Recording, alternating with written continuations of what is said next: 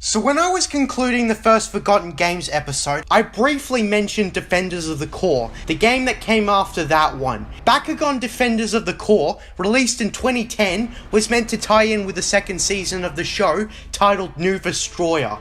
I haven't seen the second season because I'm too lazy, so I'll be judging the game based on how it presents things within its own context. I cannot judge it as an adaptation. Let me brief you on my history with this game. I played it shortly after it came out on Nintendo DS.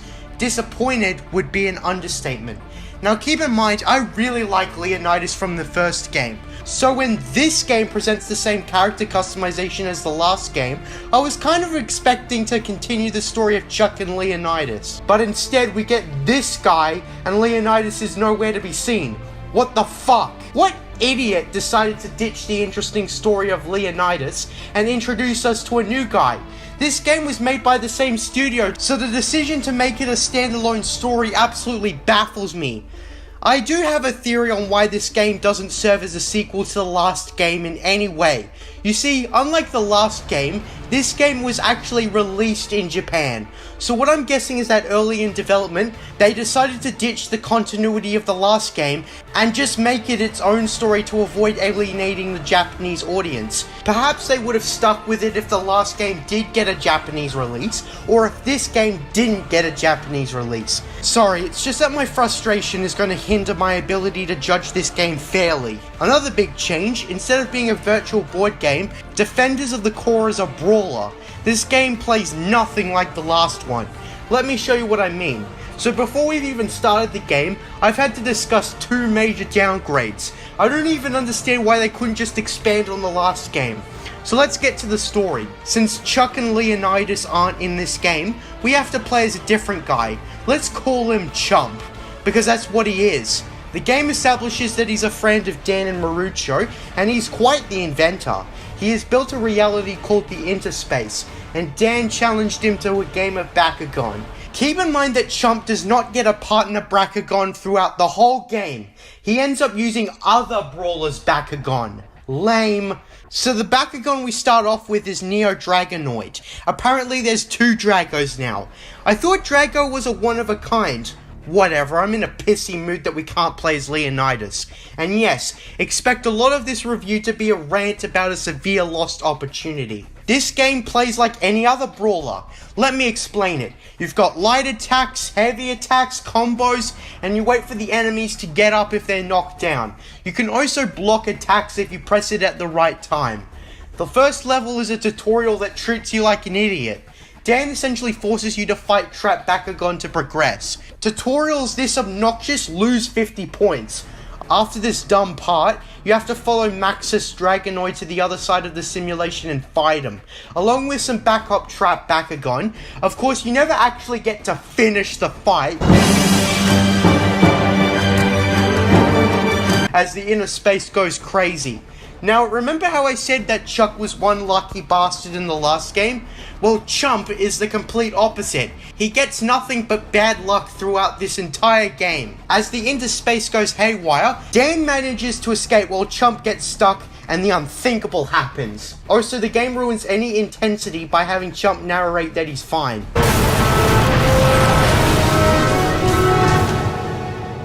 And that's how this whole thing started. A malfunction in my new interspace system ended up being a ticket to another world. You lose another 50 points in that case. Chump wakes up in Marucho's plane, looks around for a bit, and sees Dan and Marucho fighting the bad guys. A guy wearing a mask takes away the pair's ability to brawl a Bakugan, something the game never fleshes out with a crystal. Chump is like, I gotta help them. So we go outside into where the game states we are in Japan. Chump bumps into Drago, and they both decide to go help the pair. It's here where we have a stealth section.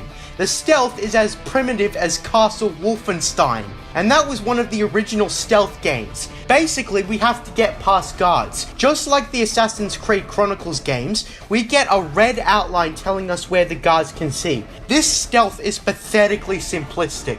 Just don't touch the red outline and you'll be fine. You can talk to other people in the area and collect crates that will give you all sorts of goodies, like ability cards, figurines, passes to allow you to continue when you get caught, and Trap Bakugan for Max's Helios on your second playthrough. Do keep in mind that the footage is for my second playthrough, so I was collecting Trap Bakugan from Max's Helios. So anyways, after we get past this stealth section, we have to fight Shadow, one of the bad guys from the second season, to free Dan and Marucho. So I and Drago have to fight. Essentially, I have to kill all enemies and destroy the crystal in place in the industrial area. I also have to mention that your Bakugan's attribute will have advantages and disadvantages against certain other attributes. Pyrus, for example, is strong against Darkus, but weak against Aquos. Since this battle is all Darkus, I beat these punks with ease. Afterwards, Shadow uses the crystal to try and take away our ability to brawl. Wait, I thought we destroyed the crystal. This game really sucks at keeping track of its own continuity. So anyways, we prove to be immune to the crystal and can still brawl. Shadow whizzes away confused, and Dan and Marucho asks who the hell Chump is. It turns out Chump was teleported to another universe. The Dan of this universe explains that the Vexos have conquered Earth, and they are part of the most minuscule resistance ever. The resistance had only like 6 members: Dan, Marucho, Shun, Baron, Ace, and Mira, until Chump showed up. So point is, Chump concludes that the interspace could take him back to his reality, but he needs an IC chip. The pair inform him that Mira is on a mission to steal one from the Vexos, and fortunately she's in the same country we're in, Japan, and probably even the same district. What a coincidence. So we have to get to Mira. We essentially have to sneak around again. Fuck off, the stealth sucks. So again, we get to Mira, who has been beaten by Shadow, and now she can't brawl either. So essentially we have to repossess Elfin, Marucho's partner since Shadow has taken it. But then the game further decreases in quality when Mira says this. Good timing, guys. Shadow is trying to destroy that landmark. Wait. You want me to take on Shadow and protect that landmark at the same time? The game just lost another 50 points. This game emphasizes what I hate in games. We have to defend a landmark for every battle except the last 2 from now on.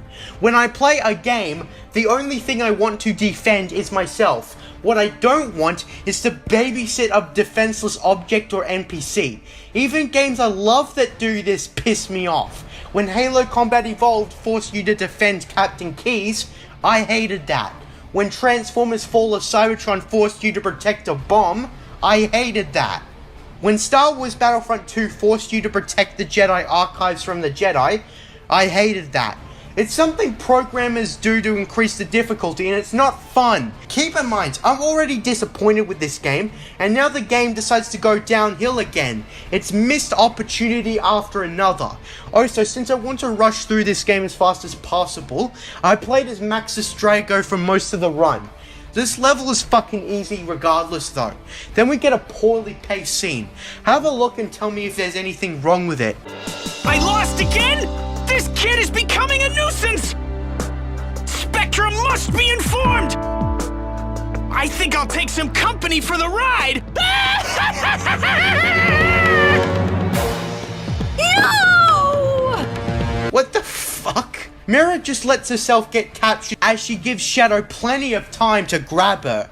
And why the hell do the trio just stand at Shadow when she grabs Mira and lets him whiz away? Probably because if Mira was saved, the game would be over a lot sooner. So anyways, back on the plane. Dan and Marucho says there's a strange amount of energy over in the United Kingdom, so that's our next stop. So we go to an unspecified location in the UK. The game doesn't bother to tell us where specifically, because there's like 4 countries in the UK. Are we in England, Scotland, Wales, or Northern Ireland? Who cares, says the game. Fucking assholes. And of course we have another dreaded stealth section. I want to point out that the game does gradually increase the stealth variety by introducing stuff like an invisibility cloak and robots who patrol alongside the guards. And let me say, the Vexos are perhaps the worst villains I've seen in a while. They are one of the least threatening, least oppressive dystopias I've seen in a long time. Not only do they lose to an inexperienced brawler, which is pretty much the equivalent of the teenage girl fights in the rebellion cliche, but we don't exactly exactly see why the Vexos are bad. When you're making a dystopia, you need to explain why the dystopia is bad and how it works. And maybe this was explained in the second season of the show, or maybe not. But the reason I give a fuck in the first place is because I want to be invested in the story, but I can't. The most we get on world building is talking to random people in the streets. Like this one guy implies that the Vexos cancelled the soccer game today.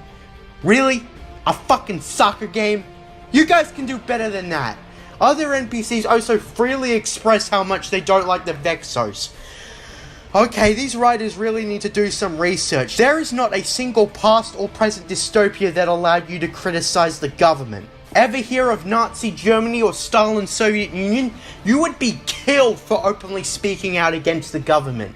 Or maybe even something far worse. Why do these people also openly express distaste for the government so openly to a stranger?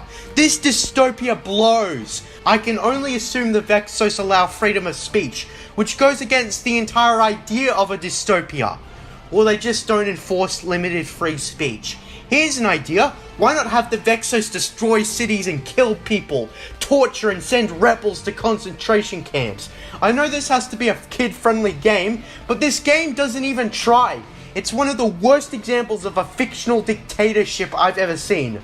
Motherfucking Star Wars at least gave us a little taste of the Empire's evil. So point is, we get past the guards and Chump comes across Abyss, the goddess or something of the Earth's core. He is the only one who can see her because he does not come from this Earth. Abyss says that Chump must protect the Earth's core or the Vexos will be unstoppable, blah blah blah, save the world crap.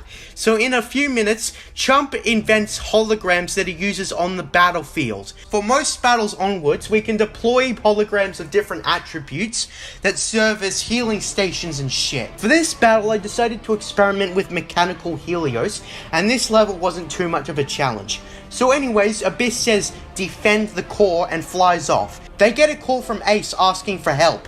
He's also in the UK, just like how Mira was in Japan, and so we hardly make a trip to find Ace. Another stealth section is Ace is a dickwad, but thankfully, he's the only allied dickwad in the game. The rest of the Resistance treat us like their personal Jesus. We get another generic battle to destroy the crystal. This game isn't at all that fun. We mostly get Aquos enemies, so I get a Ventus Bakugan and destroy the enemy. This game, as mentioned before, is just the generic brawling game formula, so there isn't much to say. Just one thing, on your second playthrough, unless you want a challenge, you'd be an idiot not to choose Maxis Drago. So after we beat those Vexos, Ace is like, the Vexos moved the base up north, before he's like, Don't go thinking you're some hotshot just because you're the only one who can brawl. Fucking asshole. I also want to talk about how awkward Chump's movement on the plane and stealth sections are. Look at this guy run around in circles. It's like a kid pumped up with 10 pounds of sugar. Bloody hell. So afterwards, we run into another Vexos guy who has possession of Percival, Ace's partner. Shun also shows up, and he's less of a dick than he was in the last game. Good. We battle the Vexos and free Percival. After a bit of Shun being not a dickhead to us, let's talk about another problem. The voice actors suck. Not only do none of the actors from the show reprise their roles like the last game, but this game's voice actors are so unexpressive and stilted. Plus, I never really thought the player character's voice fit a protagonist. This isn't the worst of criticisms. I thought Arthur Morgan wasn't a fitting voice for a protagonist either, but with the player in this game, he has a stupid arc and I don't like him. So anyways, back on the plane, we come across the first of the Drago Maxis Bakugan traps, which will make Drago OP once he has all 7 of them. And since I'm recording this as my second playthrough, I'm also collecting Max's Helios Bakugan traps. Whatever. Anyways, the Resistance gets a call from Baron, another character from Season 2.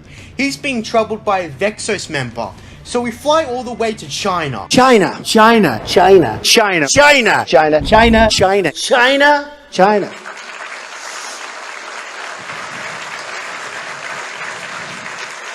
You go over to China. And Jesus fuck, this is the most stereotypical depiction of China I've ever seen. All the way to the fucking music.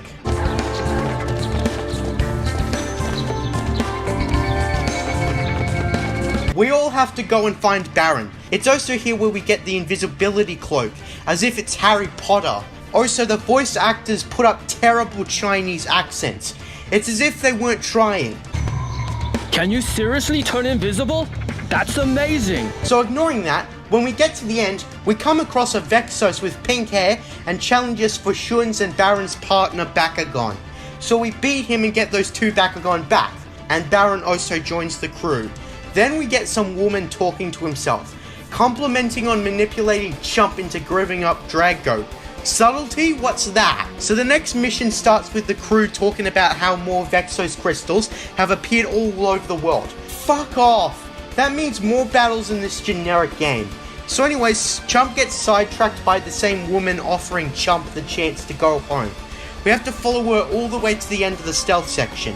Ace shows up to reveal it's Myrene, a character from the second season, I guess. So after we beat her, we get a call from the rest of the crew telling us they've located Mira. How? Don't question it, they just do. So we fly back to Japan. Seriously, I don't want to do Japan again. Couldn't they have come up with another country? What about France, Russia, Spain, or even Brazil? We've already been to Japan. Just what the fuck? So again, we have to brawl Shadow for Mira and her partner Bakugan. I'm already getting tired of this game for fuck's sake. So with Mira's rescue comes the IC chip needed to return to Chump's reality. But how did Mira obtain the chip if she was captured? Surely the Vexos would have confiscated it from her?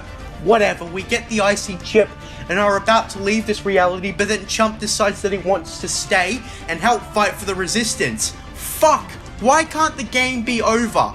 Abyss shows up to thank us and upgrades Drago into a more powerful version of himself. Then in the next mission, we go back to China? Okay, did these riders have a globe anywhere? Could they not have another country to go to? So anyways, there's a ton of natural disasters going in China. So we fly there and we have to brawl Pink Hair again. So point is, we trash that motherfucker and cause the earthquakes and volcanoes to stop. Then we get a report from Shun that the Vexos are digging in Egypt for the Earth's core. So that's our next stop. And holy shit, this might even be even more stereotypical than China. Okay, now I'm thankfully happy that they only went to a few countries. I can only imagine how insulting France, Russia, Spain or Brazil would have been to players from those regions. And on my side, thank God they didn't go to Australia. They probably have kangaroos in a big fucking desert and paint that as common Australia. So anyways, we have to do more stealth. And why does the music remind me of the sand levels in New Super Mario Bros?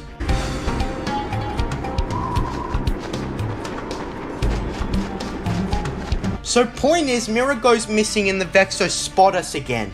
We have to brawl them. And if you think I lose, you should know better by now. I skimmed through this like easy. So next mission we confront the main bad guy, Spectra. And thank God we don't have to protect any landmarks for this one level. As expected, we kick Spectra's ass until he decides to upgrade Helios into Max's Helios and uses it to defeat us. There's no way we can beat him, it's just a cutscene.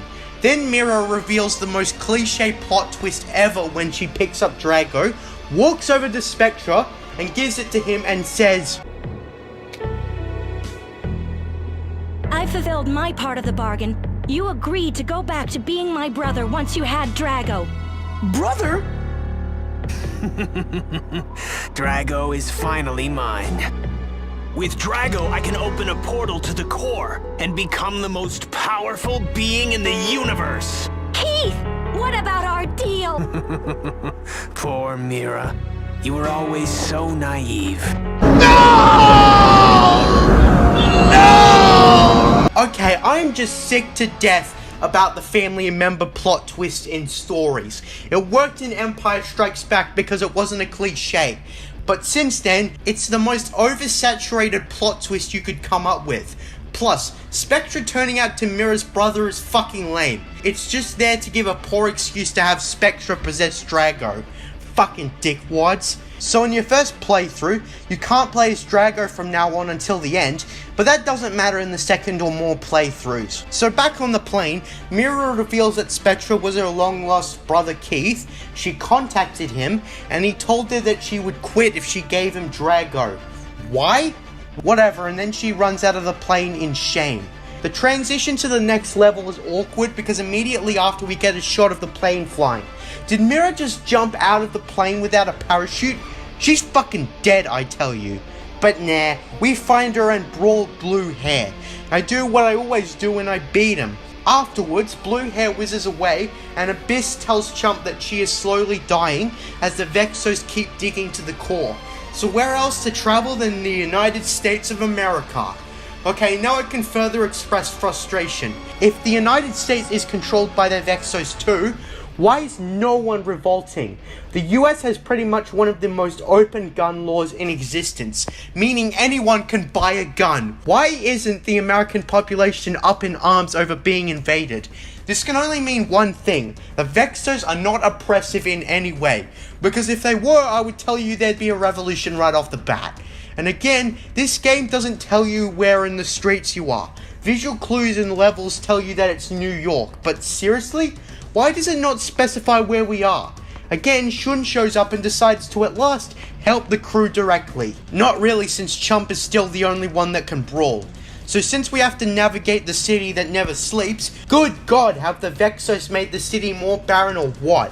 Still, it would be nice to have a reason to hate the Vexos, so we do another stealth section, and then we come across two of the dudes from earlier in the game, and we do the same thing, defend landmarks while destroying crystals. Yawn. This move is fucking repetitive with the objectives. Needless to say, we beat both of them. Next level, we do the same thing. Navigate through New York, and then we confront Shadow and Myrene. Since I've collected all the Maxis Helios Bakugan, I tried using him and I lost twice. Seriously? This is probably the hardest battle in the game, since the arena is so small and the landmark is such a big target. It's frustrating more so than fun. Oh, so the game doesn't explain why protecting landmarks is so important. I thought at the start of every battle that the people ran off. Whatever, this game just throws crystal after enemy after everything. It has at you and it fucking sucks. It's not fun. But thankfully, after all that, you have one more battle to do before you can finally start to wrap up the game. We have to fight Blue Hair in a much easier fight. The landmark is tucked away and the crystals are easy to destroy. At the end, you have to destroy the big crystal. The biggest crystal of them all. And after beating the boss, Blue Hair whizzes away in defeat, and we get this exchange from the Resistance. That's the last of them! We did it! No more Vexos crystals ever again! Wait, what? No more Vexos crystals ever? We've only been to like 5 countries, one of which has a mitigating influence on the modern world. How can there be no more Vexos crystals? We haven't even been to South America or Oceania. The game doesn't even explain how the Vexos crystals work exactly. How did they take away the ability to brawl? How do the crystals control the area exactly? I'm so confused. But finally we go to the tunnels to the Vexos base. We have to do another stealth section. But for some reason, they accept Vexos passes here as well. What idiot would program the robots to accept passes in the fucking base? On the streets, I'd accept that sort of, but why the Vexos base? So we get to Spectra, who decides to distract us by forcing us to fight Drago.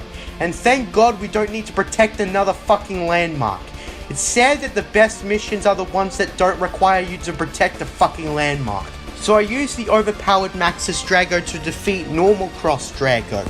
So we get Drago back and go into the portal to the Earth's Claw. Do these writers even know that the Earth's core is boiling hot and would kill anything near it? Whatever, this is the final battle. In comparison to the first game, I much preferred Vladitor vs Leonidas than Maxis Drago vs Maxis Helios. But whatever, we used the Maxis trap to transform Drago into Maxis Drago. The music is pretty cool, but this final battle is nowhere near as tense as the first game, since I don't give a shit about the conflict since the story doesn't explain anything. So in this final boss, Abyss orders us to destroy her so that Spectral cannot get any more power. So we end up destroying the Earth's core. What? Why is this game called Defenders of the Core if at the end we have to destroy the core? And seriously, do these writers know how dangerous it would be to destroy the Earth's core? I had a quick Google search about if the core suddenly vanished, and let me sum it up for you. It would be the beginning of the end for Earth as we know it.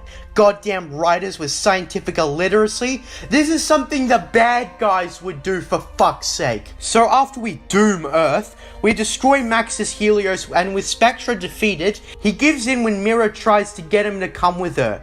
Then the Earth's core is going to shatter and whatnot, so we have to escape.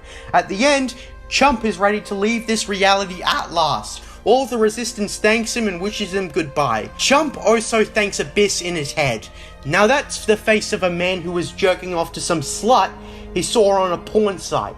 Anyways, Chump finally leaves this reality, and the game just hopes you ignore that with the destruction of the Earth's core comes the destruction of the planet itself. So these brawlers don't actually have long to live. So afterwards we get the end cutscene. Have a look.